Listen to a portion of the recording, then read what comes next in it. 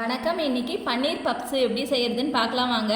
அதுக்கு முதல்ல மைதா மாவை பிசைஞ்சு வச்சுக்கலாம். ஒரு கப் அளவுக்கு நான் மைதா மாவு சேர்த்துக்கிறேன். 1/4 டீஸ்பூன் அளவுக்கு சால்ட்டு சேர்த்துக்கிறேன். 1 டீஸ்பூன் அளவுக்கு நெய் சேர்த்துக்கிறேன். இது எல்லாத்தையும் நல்லா ஃபஸ்ட்டு கலந்து விட்டுடலாம். இது கூடயே 1/4 டீஸ்பூன் அளவுக்கு ஓமம் இல்லைன்னா சீரகம் சேர்த்துக்கலாம். நான் இப்போ ஓமம் சேர்த்துக்கிறேன்.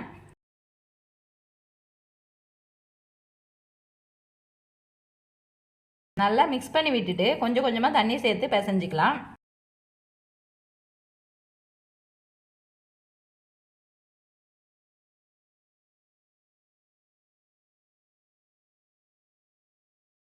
இந்த அளவுக்கு சாஃப்டாக நல்லா பிசைஞ்சு வச்சுக்கோங்க. இது ஒரு 20 நிமிஷம் நல்லா ஊறட்டும். பன்னீர் மசாலாவுக்கு 2 பெரிய வெங்காயத்தை நீல வாக்கில் கட் பண்ணி வச்சுருக்கேன்.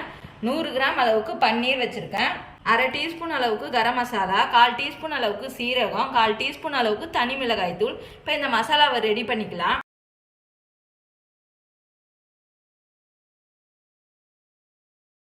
வெங்காயம் சேர்த்து ஒரு 5 நிமிஷம் வதக்கினா போதும்.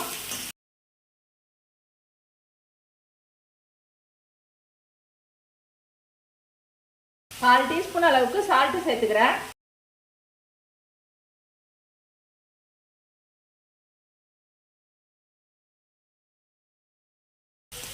நீங்கள் இதெல்லாம் கொத்தமல்லி இலை இருந்தால் கூட சேர்த்துக்கலாம்.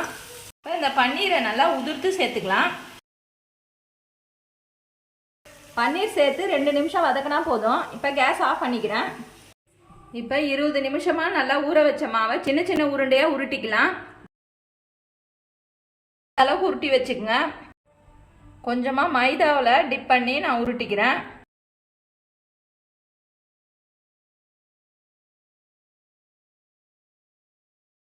டிஃபன் பாக்ஸ் மூடியில் நான் கட் பண்ணி எடுத்துக்கிறேன்.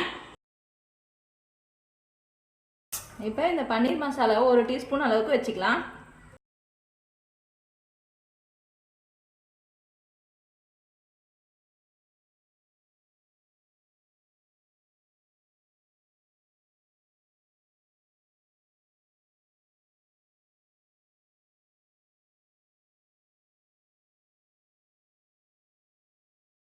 இப்போ இந்த மாதிரி மடித்து எல்லாத்தையும் ரெடி பண்ணி வச்சுக்கலாம். இந்த அளவுக்கு திரட்டி வச்சதெல்லாம் எண்ணெயில் போட்டு பொரிச்சு எடுத்துக்கலாம். மிதமான சூட்டில் இருக்க எண்ணெயில் பொரிச்சுக்கலாம்.